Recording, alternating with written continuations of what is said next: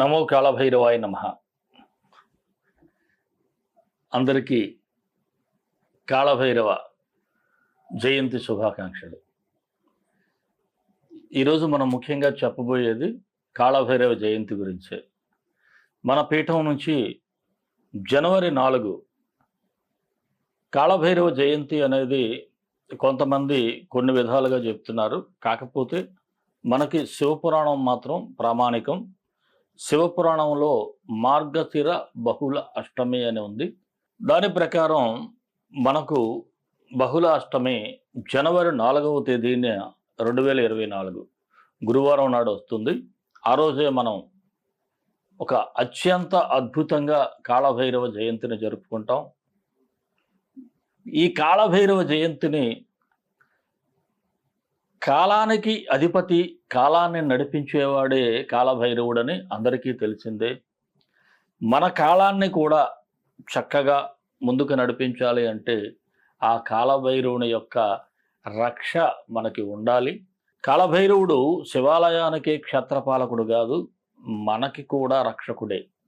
ఆ రక్షకుణ్ణి మనం ఆరాధించినట్లయితే, ఆ రోజు మనం అతన్ని బాగా కొలిచినట్లయితే తప్పకుండా ఆయన యొక్క అనుగ్రహం కలిగి ప్రతి మనిషి పడుతున్నటువంటి బాధలు, చాలామంది గ్రహ బాధలు, అలాగే నరదృష్టి, ఇంకా చెప్పాలి అంటే చాలామంది ఏడుపుల వల్ల కూడా వారికి పనులన్నీ సక్రమంగా అవ్వకపోవటం, ఇలాంటివన్నీ జరుగుతూ ఉంటాయి.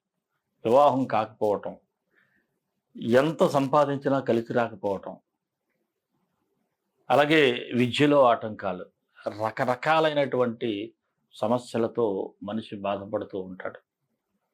భార్యాభర్తల మధ్య కూడా అన్యోన్యత లోపించటం, ఇవన్నీ కాలం మనకి అనుకూలించకపోవటం వలనే ఈ సమస్యలన్నీ మనకి వస్తున్నాయి. మరి ఈ కాలం మనకి అనుకూలించాలి అంటే ఆ కాళభైరవుణ్ణి ఆరాధించాలి. ముఖ్యంగా అతని జయంతిని, పుట్టినరోజును బాగా సెలబ్రేట్ చేసుకుందాం. ఈ జయంతి ఉత్సవాల్లో మీరు ప్రత్యక్షంగా పాల్గొవచ్చు, పరోక్షంగా కూడా పాల్గొవచ్చు.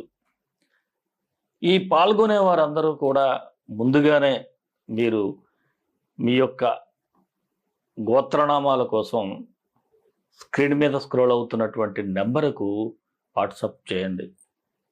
వివరాలన్నీ కూడా మీకు తెలియజేయబడతాయి. అలాగే ఆ రోజు మరొక విశేషం ఏమిటి అంటే, కాళభైరవుడు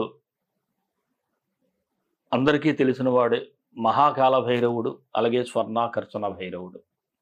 స్వర్ణాకర్షణ భైరవుడు అంటే అందరికీ కూడా మనకి ధనాన్ని ఇచ్చేవాడు. కుబేరుడికి, లక్ష్మీదేవికి కూడా ఆయనే ధనాన్ని ఇచ్చాడు, మనకి కూడా ఆయనే ఇస్తాడు. అందుకే స్వర్ణాకర్షణ భైరవ యంత్రం అందరి ఇంట్లో కూడా ఉండాలి. చాలామంది గతంలో కూడా తీసుకున్నట్లయితే దాని యొక్క ఎనర్జీ లెవెల్స్ తగ్గుతాయి. కాబట్టి మళ్ళీ కొత్తగా యంత్రాన్ని తీసుకోవడానికి ప్రయత్నం చేయండి. మరొక విషయం ఏమిటంటే, ఏ హోమం కానీ ఏదైనా సరే యజ్ఞం చేసినట్లయితే, ముఖ్యంగా దశమహావిద్యల్లో కూడా కాళభైరవునికి అనుమతి తీసుకునే యజ్ఞాలు చేస్తారు. అష్టభైరవులు ఉంటారు. తూర్పున అష్టాంగ భైరవుడు, ఆగ్నేయాన రూరు భైరవుడు, ఇలా ఒక్కొక్క దిక్కుకు ఒక్కొక్క భైరవుడు ఉంటారు. ఈ అష్టభైరవులకు కూడా ఆ కాళభైరవ జయంతి రోజు యజ్ఞం చేయటం జరుగుతుంది. అలాగే కాళభైరవుడికి పాశుపత హోమం చేస్తాం, అర్చన చేస్తాం, గోపూజ చేస్తాం, అద్భుతమైనటువంటి అభిషేకం ఉంటుంది, అలంకరణ ఉంటుంది. అలాగే ఈ పాశుపత హోమం కూడా అష్టభైరవుడికి చేస్తూ కాళభైరవుడికి చేస్తాం, స్వర్ణాకర్షణ భైరవుడికి కూడా చేస్తాం. ఇంతటి మహత్తర కార్యక్రమంలో ప్రతి ఒక్కరూ పాల్గొనండి. ఆ భైరవుని యొక్క ఆశీస్సులు పొందండి. గుర్తుపెట్టుకోండి, శివపురాణం ప్రకారం మార్గశిర బహుళ అష్టమి జనవరి 4 గురువారం పడింది 2024. అందరూ కూడా ఆ రోజు కాళభైరవుణ్ణి మీ ఇంటిలో కూడా పూజ చేసుకోండి. ఏమి లేదు. ఓం భం భైరవాయ నమః అనే మంత్రాన్ని మీకు తోచినన్ని సార్లు చదువుకున్నట్లయితే మీలో సకల భయాలని, ఒత్తిడిని కూడా పోగొడతాడు. ముఖ్యంగా ఈ జయంతి ఉత్సవాల్లో మన పీఠంలో, విశాఖ నగరంలో జరిగేటువంటి మన పీఠంలో ముఖ్యంగా చెప్పాలి అంటే ఈ ప్రాంతంలో విశేషమైనటువంటి శక్తిపీఠం ఏదైనా ఉందంటే మన పీఠమే, కాలభైరవునికి. ఇక్కడ చాలామంది యాగాలు భైరవుడికి, అమ్మ రాజమాతాంగికి చేయించుకొని అద్భుతమైనటువంటి ఫలితాలు పొందారు. ముందు ముందు మీకు అనేకమైనటువంటి ఎవరు ఎలాంటి ఫలితాలు పొందారో కూడా మీకు చూపిస్తాను కూడా. అయితే మనం ఎప్పుడూ కూడా ఆర్భాటాలకి, అంగులకి వెళ్ళలేదు. మనకి సైలెంట్గా భక్తులు ఉన్నారు. వాళ్ళందరూ కూడా హ్యాపీగా ప్రతి అమావాస్య, పౌర్ణమికి మన పీఠంలో యాగాలు చేయించుకోవటం, పరోక్షంగా పాల్గొనటం, వారు చక్కని ప్రతిఫలాన్ని భైరవుడు, ఆ రాజమాతాంగి ద్వారా పొందుతున్నారు.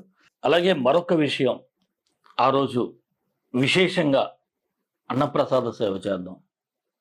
లేని వారందరికీ భోజనం పెడదాం. భక్తులకే కాదు, ఆకలితో ఉన్నవారిని కూడా పిలిచి భోజనం పెడదాం. మీ అందరి తరపున కూడా ఆ కాలభైరవుడు ఎంతో సంతృప్తి చెందుతాడు 10 మందికి అన్నం పెడితే. అందుకే మీరు ఇంకా కూడా అన్నప్రసాద సేవలో పాల్గొనవచ్చు. అలాగే స్వామివారి అలంకరణకి మీరు యొక్క సహకారం అందించవచ్చు. అలాగే అనేక విధాలుగా ఈ కార్యక్రమాల్లో మీరు ఇంకా సహకరించాలి అనుకుంటే వస్తు రూపేణా లేక ధన రూపేణా కూడా సహకరించవచ్చు. అన్నిటికీ కూడా ఈ స్క్రీన్ మీద స్క్రోల్ అవుతున్నటువంటి నెంబర్కి జస్ట్ మీరు వాట్సాప్లో చిన్న మెసేజ్ పెట్టండి, వెంటనే మీకు రెస్పాన్స్ వస్తుంది. మరి మనం తప్పకుండా ప్రతి ఒక్కరూ కూడా ఈ కాళభైరవ జయంతిని, మరలా చెప్తున్నాను గుర్తుపెట్టుకోండి, కాళభైరవ జయంతిని మాత్రం అద్భుతంగా సెలబ్రేట్ చేద్దాం. మీరందరూ పాల్గొనండి. ఆ స్వామి యొక్క అనుగ్రహాన్ని ప్రతి ఒక్కరూ పొందాలని, ప్రతి ఒక్కరూ కూడా కుబేరులై తొలతోగాలని, మీ సమస్యలన్నీ తీరాలని మనస్ఫూర్తిగా కోరుకుంటున్నాను. సర్వే జనా సుఖినో భవంతు, లోకా సమస్తా సుఖినో భవంతు. స్వస్తి.